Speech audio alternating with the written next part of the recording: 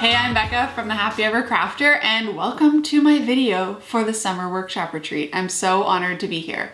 In this video, I'm going to take you step by step through how to write backwards on your own windows at home. And you might be like, why would I want to write on my windows? Which I'm going to give you a whole backstory for why you might want to do that in just a second. But before we do, I want to make sure to let you know about the freebie I created for this video because you might want it. So what I created for you is a printable version of exactly what I'm going to be writing on my own windows in this lesson, so you can do the exact same thing as me.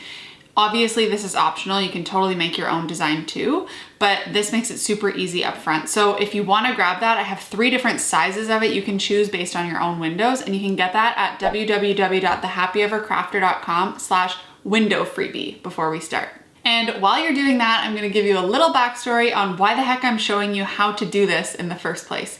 So if you don't know me, I'm a calligrapher and a hand letterer, and one of the main jobs that I get hired for clients is window art. I do storefront windows and stuff like that, and it's one of my favorite things that I do in my whole business. So I get hired by companies to do this all the time, but when COVID hit, I obviously stopped getting these clients and we were all locked inside and I didn't have jobs to go to. So instead, I decided to use my skills on my own windows at home and spread some positivity and some joy to my neighbors on their daily walks during COVID. It sort of caught on really quickly and my followers started doing it too. And by caught on, I mean it made the news in multiple cities, including my own, and I had lots of students wanting to do this themselves. So I invited others to follow along and to write stuff on their own windows too. And it's become just such a fun way to spread positivity within your neighborhood, and it's really not actually very difficult to do. So today I'm going to teach you all my hacks and all my tips and tricks for doing this. And the best part is that all these tips apply whether you want to do it just on your own home windows or if you're a letterer, calligrapher like me and you ever wanted to offer this as a service, all the same stuff applies. Speaking of that, I actually am writing a full course about signage stuff like this. So if you're someone who wants to learn all of these tips and tricks for different signage and stuff like that, go to signingupcourse.com. That's all I'm going to say about that because I want to get into this tutorial, but just so you know, I am writing a course on it and I would love to have you. But with that said, let's get into this actual tutorial because we got a lot to cover in a short amount of time. Normally, the very first thing that I would want to talk about in any tutorial is what tools you'll need, but actually in this case, I want to first talk about how to make your design because there are a few different ways you can do it and that'll determine some of the tools you're going to need. So first off, if you're going to use my design, basically all you need to do for now is print off that freebie you grabbed and stick the sheets together. So there are a few different size options there, so choose which one you want to do based on the size of your window, and then you're basically just going to take them and stick them together, which you're going to see me do in a minute.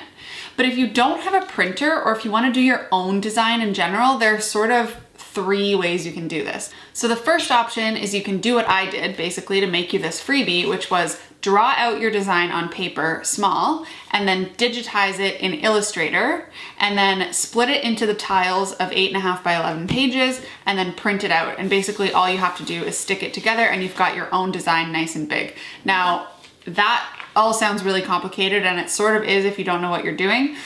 All of that's going to be covered in my course, but in this tutorial, I don't really have time to show you all of that. So if you don't know how to do it, there are other options. The first one of which is to just use a big roll of paper. So this is paper you can get at any craft store. You can make tracing paper, like white paper, craft paper, whatever it is. And all you're going to do is cut out a sheet to the size that you want for your window and draw your design to scale. If you don't have a roll of paper this big, you can just take as many sheets of smaller paper as you need and stick them together to the size that you want. And then again, draw your sketch to the exact size you're going to want it on your window. Just get it down on paper. So those are sort of the 3 ways to have your sketch on paper the size you're going to want it on your window. So for the sake of this tutorial not being a million hours long, I did that design step for you and I gave you that freebie ahead of time. But if you need some time to do your own design, if you don't want to use mine, just watch this tutorial all the way through once and then come back to it later and do this again yourself to do the actual project. So that's part of the tools. Now for the rest of them. So obviously you'll need your sketch or whatever paper you used, but you just want your sketch to scale for the window. Then you're gonna need a pencil, literally any pencil. You're gonna need chalk, ideally sharpened, so a sharpener as well. You're gonna want tape any tape, doesn't matter, it doesn't have to be this fancy tape, a level or a measuring tape, whichever you have, paint markers, which don't worry, I'm gonna come back and explain this in just a second because this has more to it, paper towel, and then Windex or acetone. Okay, so back to the paint pens discussion. The first thing to know is that these pens are not gonna damage your windows, okay? Don't worry about that. I get that question all the time and it's gonna be totally fine. But long story short, my top paint pen recommendation, especially if you're doing this at home, are Posca paint pens. Posca is water-based, so it's gonna come off really easily with water or Windex from your windows, but it's also durable enough that it won't smudge from just touching it. I see a lot of people use chalk markers on their windows at home, but chalk markers smudge as soon as you touch them. Plus, they don't come in many colors. So my best recommendation is water-based and Posca, because Posca has my favorite colors. You could also go with Sharpie water-based, or another one I've recently tried are Artistro paint pens. Essentially though, anything you can find at your local store that is water-based as a paint pen is great. Then if you decide you do want it to be a bit more durable, you could go with an oil-based or an acrylic-based paint pen like Sharpie oil or Molotow acrylic. These still won't damage your windows or anything, it's just that they're more durable and they'll be more annoying to remove. So you do need alcohol or acetone or even a straight blade to remove them. But if you want it to be really durable, that would be the way to go. So up to you. If you want medium durability and easy to remove, use water-based. But if you want that sucker on there for a really long time, use oil or acrylic. So I think that's basically it for tools, and now we can actually get into how to do this. Okay, so mind the weird lighting situation. It's hard to film in front of a window, but it is what it is. So a couple important things before we get started with actually writing on this window. The first thing is just to understand why we're doing this from the inside and not the outside. You could do it from the outside technically, but you don't want your paint to be exposed to the elements because the paint that we're using, as we talked about in the tools section, is not actually waterproof and it's not permanent. So you want to do it from the inside, which means that you have to do it backwards. And that's why so many people, when they see me doing this, think I'm some sort of backwards writing wizard and I know how to write backwards and forwards, which just isn't the case. This is actually really simple and I'm going to show you exactly how to do it. But just a note that that's why we're doing it from the inside and not the outside. The second thing is that depending on what type of window you have and where it's located, you could do this from the outside or the inside. So the reason we're doing it from the inside today is for a couple reasons. First of all, I'm on the second floor of a house and I obviously can't access the outside without like a giant ladder or anything. But also because I just find this method a lot easier. So if you had a window that was on the first floor and you could access it, you could actually just take your sketch and put it on the outside and then trace it through on the inside and not have to do this whole transfer process I'm gonna show you. But truthfully, I find that harder anyway because when you're working on glass, if it's thick glass or if it's double paned glass, it skews your design. So if you're looking at a design that's taped on the outside and you're looking through, it actually kind of skews like where things land on the inside and it's really hard to trace it perfectly. So even if I could access this window from the outside, I probably wouldn't because I just prefer the method that I'm going to show you, which is the transfer process. So with those notes, you know why we're writing on the inside, and I think we just need to prep our sketch and get into it. Okay, so I have all the pieces of my sketch here printed out. So the first thing I'm gonna do obviously is stick them all together.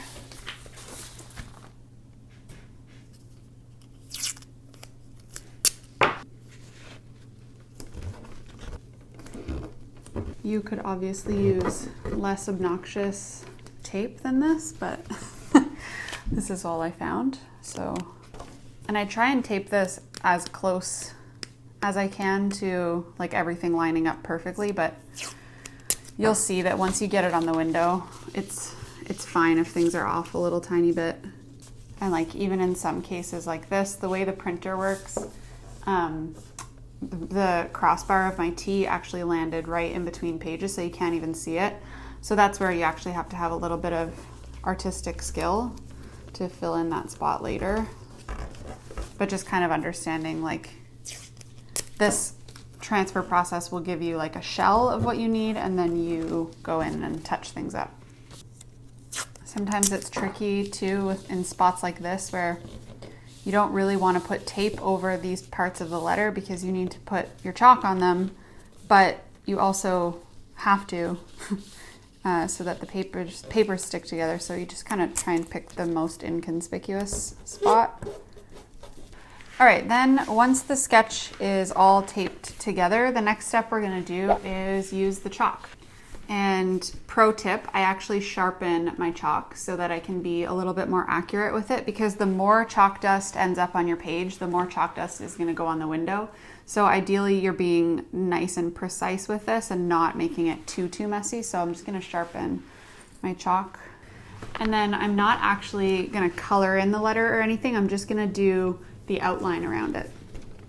So you're just using the chalk as the outline of whatever you need to transfer onto the window as your sketch.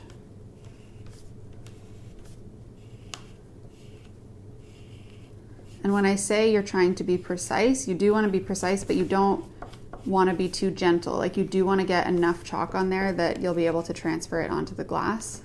Like, but don't be afraid to push nice and hard on it. And then again, in spots like this on the E where I can't see this part because my printer didn't have it, I'm just assuming where it's gonna be, and I'm gonna use my actual lettering skills for that part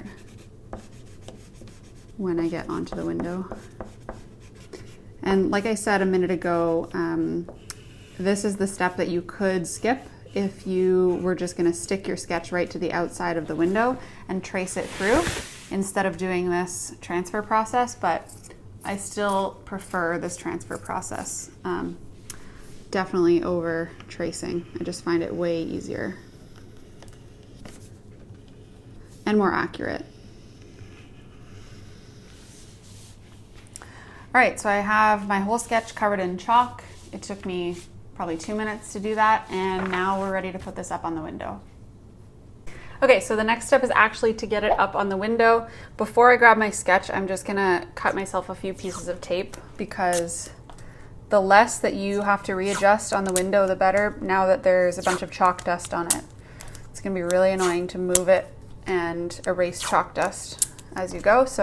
Okay, so when I place my sketch up, I usually just kind of freehand it at first and try and place it fairly accurately, and then I'll loosely add a few pieces of tape just to hold it up. And then I'll grab my level and I'll make sure that it's okay before I stick it down. If you don't have a level, you could just use a measuring tape and measure to certain points on here, but I'm just gonna line this up with the top of these letters. And my eyeballing skills are actually super accurate, and this is perfect. So I'm just gonna stick it down with the rest of my pieces of tape, and then we're off to the races. Okay, sketch is up. Now I'm gonna take my pencil, I've sharpened it, and I'm basically just gonna trace over everything and put enough pressure onto the back of this that it transfers the chalk onto the glass. Now, I hear from a lot of students every once in a while when I show this on Instagram or when I show this somewhere, that are saying that they can't get this chalk transfer to work on glass because they usually do it on chalkboards or on other like squishier surfaces is really the only way to say it. And on glass, you just have to make sure that you're pressing nice and hard. So don't be afraid to actually put some pressure on the pencil, and that's what's gonna help the transfer. So I'm just gonna go ahead and do that, trace over everything, press nice and hard, and then when we peel it off, you'll see the transfer process.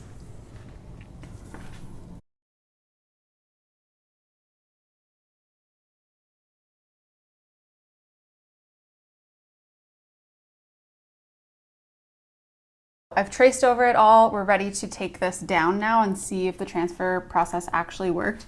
I usually do this from just one little corner first to make sure that it worked properly, and you're probably not going to be able to see this on camera because it's a really light line, but it did work. So on your own, you should be able to see yours. If not, stick it back up and put more pressure on it. But I'm going to peel this all the way down. And let's see if I bring this camera closer to the window, if you can see. It's really hard to see, but if I zoom in here a little bit, you can see the outlines. Don't mind the mess in that backyard over there. But yeah, you can see it a little better on this like cloudy sky up here. So I've got a pretty solid chalk outline, and now it's just a matter of filling it in with the paint pens. Okay, before we start with the paint pens on the window though, a couple words of warning about working with paint pens specifically. So first thing is you always want to make sure that the tip of your pen is super, super wet and full of ink when you're working with it. You don't want it to be dry or like chipping at all.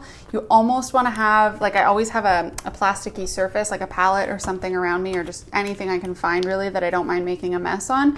And I'm just constantly pushing down on it. You almost want like a puddle on your palette, and you want to make sure that you're doing that constantly as you work. The second thing is you want to use the biggest size of paint pen that you can find for the size of lettering you're doing. So if you're doing lettering that's this big, you don't want a tiny, tiny little paint pen that you have to use and fill in all these little gaps. It's going to end up looking really streaky. So to avoid streakiness, use the biggest pen you can find. So for example, for the block lettering that I'm doing, I'm going to be using this medium-sized Posca paint pen, but for the calligraphy writing that's a bit bigger, I'm going to be using this bigger size Posca pen.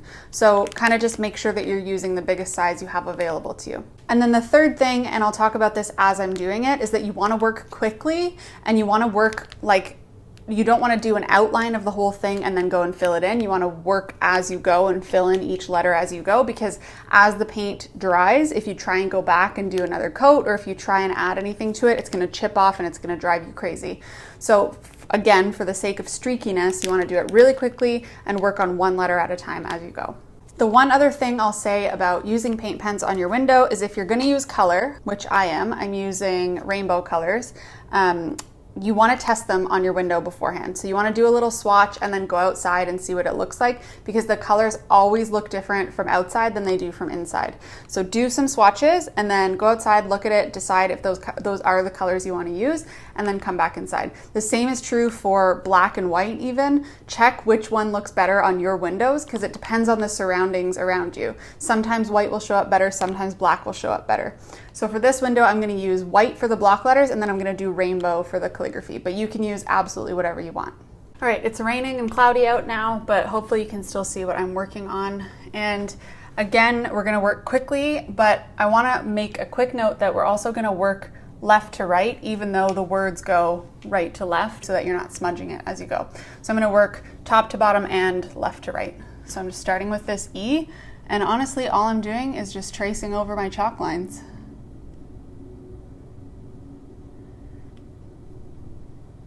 And if you're a perfectionist, if you're doing block letters, you could use a ruler if you wanted to, but I'm really not that much a perfectionist, and this is just for the neighbors to see, so just working quickly, filling it in.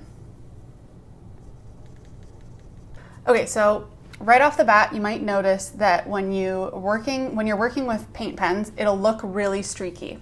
So this doesn't look perfectly even, and it looks sort of messy, but truthfully, you'll notice that as soon as you go outside and look at that, it's going to look perfect. So don't freak out that it looks streaky at this point.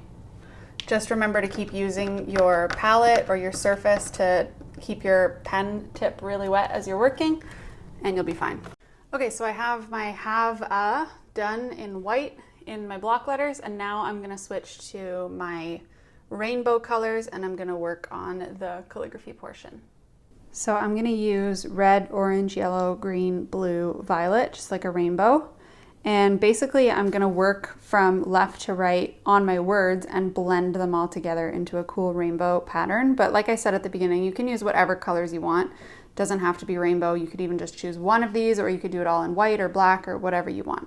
So because my word is backwards, I'm going to have to start with my colors backwards too, which means I'm actually starting with violet here, and then I'm going to end up with red over here. So I'm going to start with my T, grab my violet pen, make sure it's nice and juicy, and I'm just going to go for it. Now this is the part of the T that didn't really show up with my chalk, so this is where I'm going to have to be a little bit more of a calligrapher. But most of it, again, is just filling in. So I'm going to plan on doing a little bit of violet, and then I'm going to change into blue at some point here, and I'm just going to continue my gradient of colors. Now where I want to transfer to blue, I'm just going to add a little bit more paint, because the more wet that is up front, the easier it'll be to blend into my next color. Now a lot of people are precious about not wanting to mix their colors, but I think it's cool. So we've got this little bit that blends here. Just kind of make it look as natural as possible. But the key is that it has to still be wet. You can't do this once it's dried. So I'm gonna do part of this A in blue, and then I'm gonna change into green. So again, just making sure that this stays really wet before I switch colors. My green is actually a smaller tip than the rest of them. I just didn't have the big tip green, but that's okay. Remembering that this is gonna look messy from the inside, but it'll look great from the outside.